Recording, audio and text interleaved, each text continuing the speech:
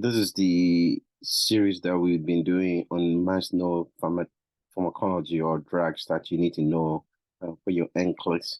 And this is series number 4. And for this series is a special one because we're talking about all the NSAIDs because you got to know them. They are most common medications we use all the time. You have to know their name and how they look like and what is their function. And so let's get to it. So, like I said, this is a special one because NSAIDs are very, very important, and your boards like it. And so they give you this, and there's certain key NSAIDs you're supposed to know. And I'm going to make it brief for you. So NSAIDs usually are what we call non-steroidal anti-inflammatory, okay? Anti-inflammatory drugs, okay?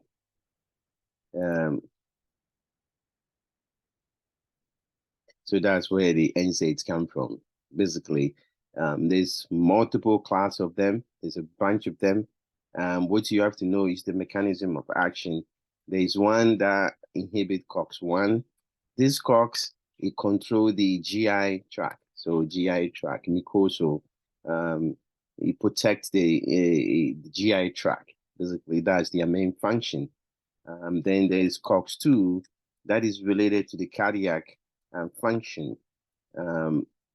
Sometimes when you inhibit this, you affect the cardiac toxicity, basically. And so these are some of the main enzymes these medications blocking. And they all lead to affect prostaglandins. Okay, so usually we use GI, basically, prostaglandins, or you can just write it prostaglandins. And these are what control your inflammation and other things. So they are anti-inflammatories. There's a bunch of them. They classify based on whether they are selective or non-selective. Selective ones basically inhibit COX-2 alone. Okay, so they're very good for your GI tract. COX-2 is selective. Non-selective basically inhibit both COX-1, COX-1 and COX-2. That's the enzyme that are involved, basically 1 and 2.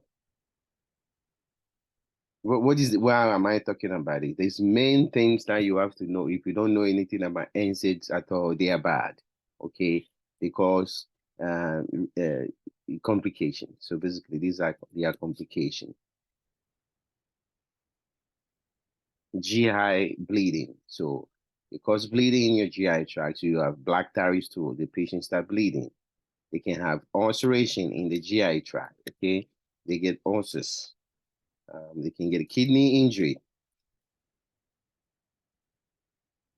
They can also have hypertension. How? They hold on to water. There's a bunch of NSAIDs. We pop it like candy all the time. But these medications have a lot of side effects, so you got to be very, very careful. So they causes hypertension, they causes heart attack, MI. So people with coronary disease, or if you have had cabbage, if you have cabbage, you should not take NSAIDs. Very, very, very important. And then they are not good in third trimester. So in third trimester, mothers shouldn't use it. Why? Because they causes premature closure of the ductus arteriosus. So they causes premature closure. Usually we want the ductus arteriosus to closed. But if it closes early, it become premature and the baby will have a problem. Okay. Patient who is on anticoagulation, yeah, it's one of the questions they ask you in your SATA. They should not be on NSAIDs. Patients who have bleeding disorder, okay, like hemophilia A,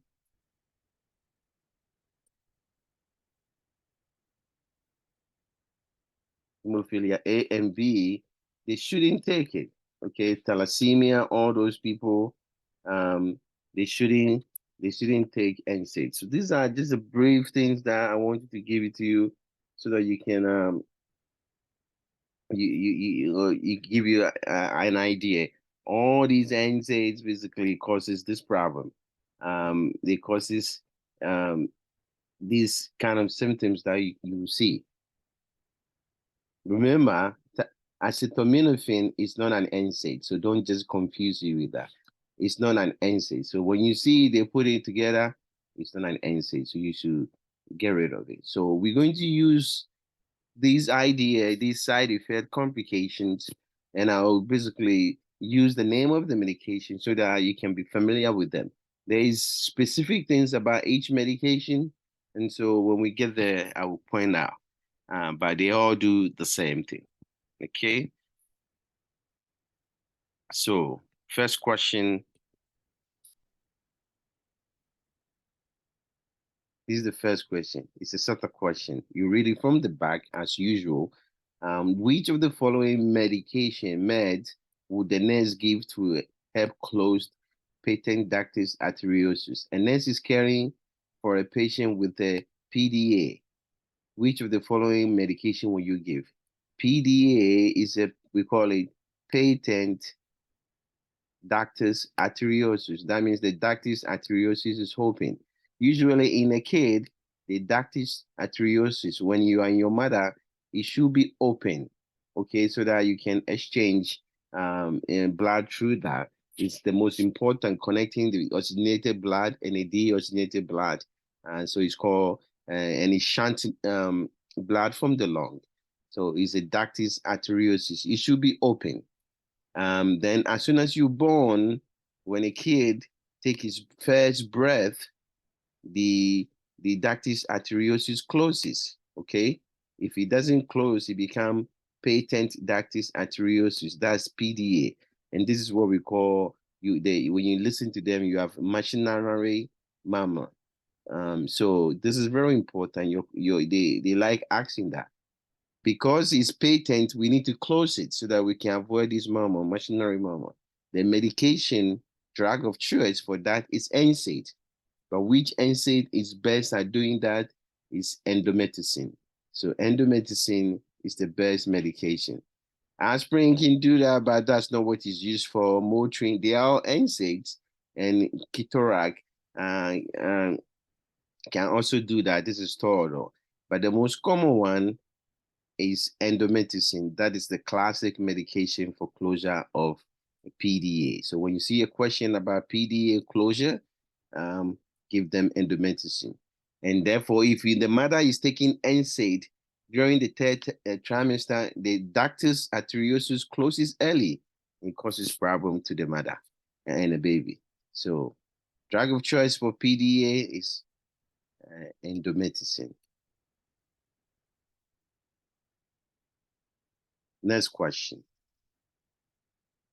Same thing, SATA question. Select all that apply. Which of the following patient need immediate intervention?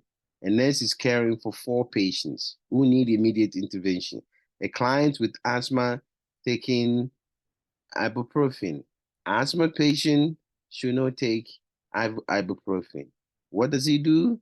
It causes nasal polyps in asthma patient, and it causes exacerbation of asthma in asthma patient. Therefore, these patients need intervention. A 35 weeks pregnant taking endomethacin for gout. We already talked about it. Endomethacin will cause premature closure of the ductus arteriosus because that's what it do. It causes closure. If the baby is not born, it's a premature closure. So therefore, a 35-year-old pregnant lady shouldn't be taking NSAID. So intervention. A 3-year-old with upper respiratory infection taking salicylate medication. Well, a 3-year-old or younger kid should not take any aspirin product. Salicylate is an aspirin product. When you see acetyl salicylate is the same, that is as salicylate. They are all aspirin product. Therefore, anything that has aspirin product should be avoided in a young kid, especially if they have upper respiratory infection. And therefore, in order to avoid Reye syndrome, okay? Therefore, these patients need intervention.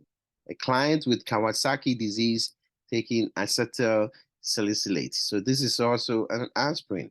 But this kid, he has upper respiratory infection, but this is specifically Kawasaki.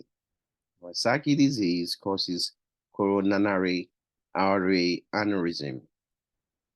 These patients need to prevent aneurysm formation. In order to prevent aneurysm formation, we need to give them aspirin product, salicylate or acetylsalicylate or regular aspirin, in addition to immunoglobulin.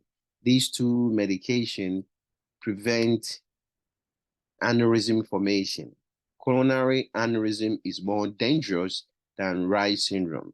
Therefore, we will give them salicylate in order to prevent coronary syndrome or disease or aneurysm rather than them developing Reye syndrome. The mother can watch them. Therefore, you don't need intervention for that. They can get salicylate because they will develop coronary aneurysm if you don't give them salicylate. So that's that. Number 3, SATA question. Same thing. So we have a nurse is caring for a 4 patient who needs immediate priority intervention. So 4 patients. A client on hydrocortisone, this is steroids, prescribed Ketorolac. So this is what?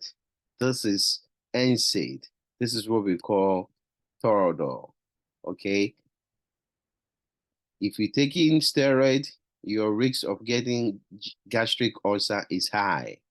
If you had an NSAID, Toradol, Ketorolac, added to that will increase your ulceration. Therefore, we should avoid that. This patient is going to get gastric ulcer. We need intervention. Hemophilia A, prescribe ibuprofen for knee pain. Yeah, this is a bleeding disorder. Should not take ibuprofen NSAID for knee pain. It's going to bleed for a long time. You should give them acetaminophen. This patient needs intervention. A client with a creatinine of 1.6 prescribe indomethacin. This is NSAID. Creatinine is 1.6. NSAID causes kidney injury. This patient creatinine will increase. We need to intervene. A client on albuterol for asthma and Motrin for pain. An asthma patient should not take Motrin because then it will cause exacerbation of symptoms or nasal polyp. So all of them need intervention. I'm trying to get you to be familiar with this medication and using side effect. It doesn't matter what kind of NSAID they give you, it's an NSAID. So just put them broadly together and no sign and symptoms, complication of NSAIDs. Okay. Next question. Same thing, select all that apply, reading from back. Which of the following teaching would the nurse provide to the patient? A client asks the nurse about major side effect of NSAIDs. So what teaching would you provide? Bleeding risks? Yes. Renal injury? Yes. Nasal polyp in asthma patient? Yes. Asthma exacerbation? Yes. Cardiac toxicity? Yes. Hypertension due to fluid retention? Yes. Gastric ulceration? Yes. So those are the information we talk about. These are all side effects. If you see a question, these are risk factors for NSAIDs. So that's why it's bad. That's why your board like it. That's why people pop it and they need some teaching to avoid it. Okay, so let's see.